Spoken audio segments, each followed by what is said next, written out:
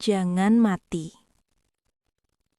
Aku terbangun karena suara petikan gitar yang tiba-tiba putus.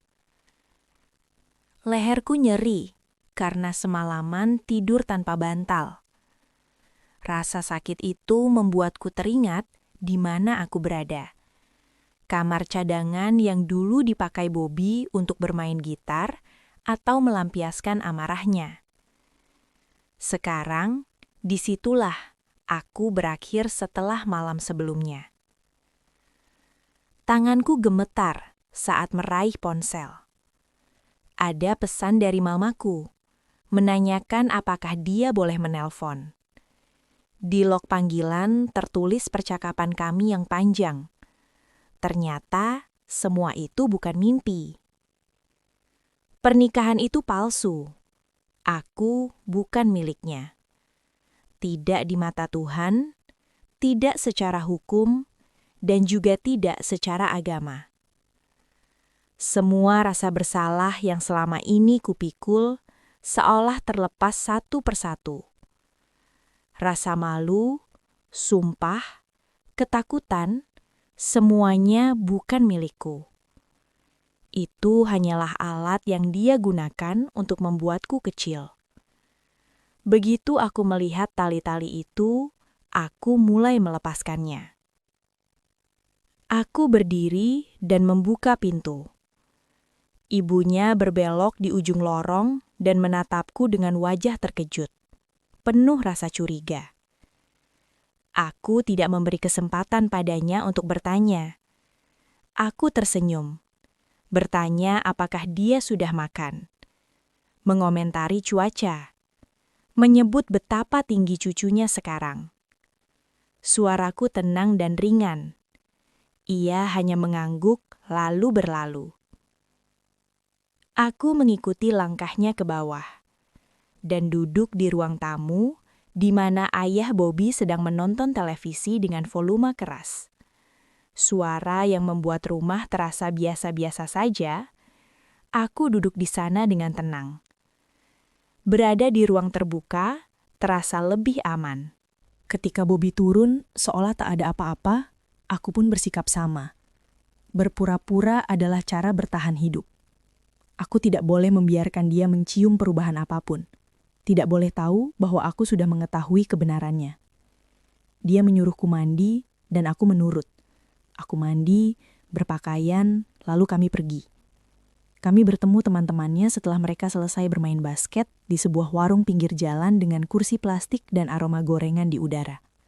Ramai, bising, penuh tawa, tempat seperti itu yang paling dia sukai. Di sana dia selalu tampak hidup, banyak bicara, penuh pesona palsu. Tapi aku bisa melihat ketegangan di bawah wajahnya yang ramah. Dia merasakan jarak di antara kami.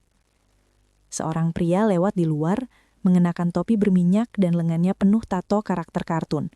Donald Duck, Mickey, Goofy. Entah kenapa aku tersenyum kecil melihatnya. Bobby melihatku tersenyum.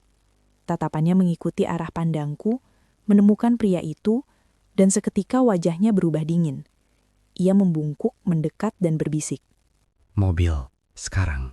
Kami keluar dari meja tanpa ada yang bertanya kenapa. Begitu pintu mobil tertutup, tangannya langsung menarik rambutku dan menghantamkan kepalaku ke jendela. Sekali, lalu 2 kali. Kau mempermalukanku. Kau membuatku terlihat bodoh. Aku hanya melihat tato pria itu. Aku berusaha menjelaskan di antara isak. Tatonya Donald Duck dan kawan-kawan. Aku hanya merasa itu lucu. Dia tidak peduli. Tapi sesaat kemudian, nadanya berubah. Tiba-tiba lembut. Sudah, jangan nangis. Hapus air matamu. Kalau kita lama-lama di sini, orang-orang akan curiga. Ayo, kembali. Aku menyika wajahku, menata rambutku dengan tangan yang gemetar, lalu mengikutinya. Di meja makan, ia dengan mudah kembali ke pesonanya. Tersenyum, meminta maaf padaku dengan suara rendah. Berpura-pura seolah tidak terjadi apa-apa. Aku berusaha menahan tangis. Lalu ia merogoh tasku, mengambil kartu debitku, dan mengangkatnya tinggi. Biasanya setiap kali aku menerima bayaran, aku langsung mentransfer uangnya kepadanya. Tapi kali itu, aku lupa melakukannya. Hari ini, aku yang traktir semua orang. Aku yang bayar. Semua tertawa, tapi aku tahu itu bukan kebaikan. Itu bentuk lain dari penghinaan, kendali yang dibungkus kemurahhatian. Aku tetap diam. Malam itu setelah pertunjukan sosialnya selesai, kami pulang.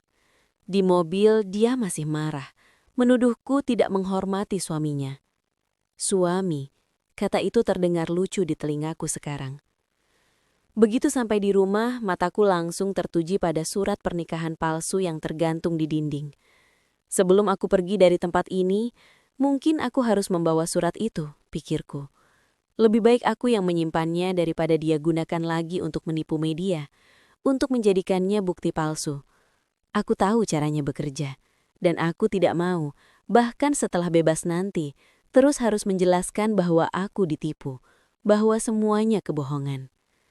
Malam itu aku bermain lama dengan Angel, karena aku tahu aku tidak akan tinggal di rumah itu lebih lama. Aku tidak tahu apa yang akan terjadi padanya saat aku pergi, atau bagaimana caraku kabur nanti. Saat Bobby mandi, aku berpikir inilah kesempatanku. Aku mengambil surat itu. Saat ku angkat, aku melihat tanggalnya, hanya beberapa hari setelah upacara. Perutku berputar. Mengapa imam itu menunggu berbulan-bulan untuk memberikannya? Apa yang disembunyikannya? Aku membeku sejenak, lalu menyelipkannya di bawah kasur. Aku tahu resikonya, tapi kupikir dia tidak akan sadar segera. Aku salah. Begitu dia keluar dari kamar mandi, dia langsung memanggilku. Di mana surat itu? Bagaimana dia bisa tahu secepat itu? Aku panik dan berbohong, bilang aku hanya ingin melihatnya. Saat dia menekan lagi, aku pura-pura lupa di mana menaruhnya. Dia mengambil Angel dari pelukanku dan memegang kepalanya erat, seperti sesuatu yang bisa dia hancurkan kapan saja. Katakan di mana surat itu atau... Aku ketakutan. Aku langsung mengangkat kasur dan menyerahkan surat itu. Tolong, jangan sakiti dia, aku memohon. Begitu dia mendapat surat itu, aku berteriak memanggil ibunya. Mah, Bobby menatapku tajam. Wajahnya tidak bergerak, tapi matanya bertanya, apa yang kau lakukan? Aku terus berteriak, pura-pura bertanya, masih ada makanan, Mah? Pertanyaan bodoh itu berhasil. Suara ibunya datang dari lantai bawah, dan begitu dia menjawab, aku langsung berlari turun dengan Angel di pelukanku. Aku hanya ingin selamat. Aku menunggu di bawah sampai kedua orang tuanya tidur, baru kembali ke atas. Bobby belum selesai. Dia menyerangku dengan pertanyaan bertubi-tubi. Kenapa kau sembunyikan surat itu? Untuk apa? Mau kau apakan? Aku tidak menjawab. Lalu dia melakukan hal yang sama seperti sebelumnya, mengambil Angel lagi, menggenggam kepalanya dengan cara yang membuatku ingin berteriak. Air mataku mulai jatuh, tapi kali ini sesuatu di dalam diriku meledak. Aku berkata, lakukan saja. Dia terdiam, matanya menyipit, seolah menimbang apakah ancamannya masih menakutkan bagiku. Tangannya masih melayang di dekat kandang. Lalu, tiba-tiba, dia menghantam kandang itu dan mendorong Angel dengan kasar ke dalam. Setelah itu, dia menyerangku. Dia meremas lenganku begitu keras sampai kulitku terasa tertarik. Lalu, darah keluar. Begitu melihat darah, wajahnya berubah. Amarah itu lenyap digantikan keterkejutan. Ia mundur beberapa langkah, memukul kepalanya sendiri, berjalan mondar-mandir, menangis keras tanpa suara. Aku melihat darah di tanganku dan berpikir, mungkin ini bisa jadi keuntunganku. Untuk pertama kalinya, aku tidak merasa kasihan padanya. Biasanya aku akan berusaha menenangkannya, tapi malam itu aku merasa seperti pemenang. Aku menarik selimut, menyetel alarm, dan tidur. Besok pagi aku harus kerja, dan anehnya, aku tak sabar menunggu hari itu. Luka di lenganku masih perih, tapi rasanya seperti bukti bahwa dia takut sekarang. Keesokan paginya, lebam itu sudah berubah menjadi biru, menyebar di sepanjang lenganku. Sutradara sinetron tempatku bekerja biasanya menyukai pakaian yang tertutup, lengan panjang, kupluk, gaya dingin dan aman. Tapi hari itu kebetulan aku mendapat satu adegan kecil untuk ulang tahun Sweet Seventeen dengan gaun putih bertali tipis. Ironisnya, kalau tidak salah, itu adalah gaun yang sama yang kupakai di gereja tanggal 10 Oktober waktu itu. Gaun yang sebenarnya hanya kostum syuting yang diminta untuk kupakai hari itu. Untuk pertama kalinya dalam berbulan-bulan, lenganku terlihat di kamera. Aku tidak berencana mengatakan apapun. Di ruang makeup yang sempit, aku bahkan mencoba menutup lebam-lebam itu. Tanganku gemetar saat mengusap foundation ke kulit. Bobby sedang main basket hari itu, jadi dia tidak ada di lokasi untuk mengawasi wajahku. Begitu aku berdiri di depan kamera, bekas-bekas itu berbicara sendiri. Mata orang-orang mulai memperhatikan.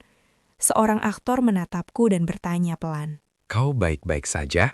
Untuk pertama kalinya aku menjawab. Tidak semuanya, tidak seluruh cerita, tapi cukup. Suaraku gemetar, kecil, dan aku takut dihakimi, takut memperburuk keadaan. Tapi kemudian muncul dukungan, perhatian dan keyakinan dari orang-orang di sekitarku. Kemana saja aku selama ini? Kalau aku berbicara lebih awal, mungkin aku tidak akan sejauh ini. Setelah syuting, aku masih mengobrol pelan dengan beberapa orang. Sampai salah satu ibu dari pemain melihat lebamku. Dan aku memperlihatkan pesan-pesan ancaman dari Bobby. Dia tidak ragu. Aku antar kamu pulang ke rumah ibumu sekarang. Ada harapan menyala di dadaku. Cepat dan terang. Aku mengangguk. Di mobil dia terus bicara, menenangkan, mengatakan bahwa ibuku tidak akan tinggal diam kalau tahu.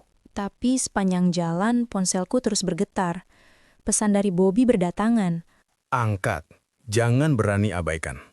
Angkat atau lihat nanti. Aku tidak tahan. Aku menatap ibu itu dan berkata, "Maaf, aku berubah pikiran. Belum siap. Bisa turunkan aku di McDonald saja." Dia terkejut, berusaha membujuk, tapi akhirnya melihat ketakutanku dan mengalah. Begitu mobil berhenti, aku menghela napas lega. Aku menjawab teleponnya, suaraku ringan. "Hai, maaf tadi aku lagi ngobrol sama Joe dan mamanya, jadi nggak sempat angkat. Sekarang lagi di McDonald's, lapar."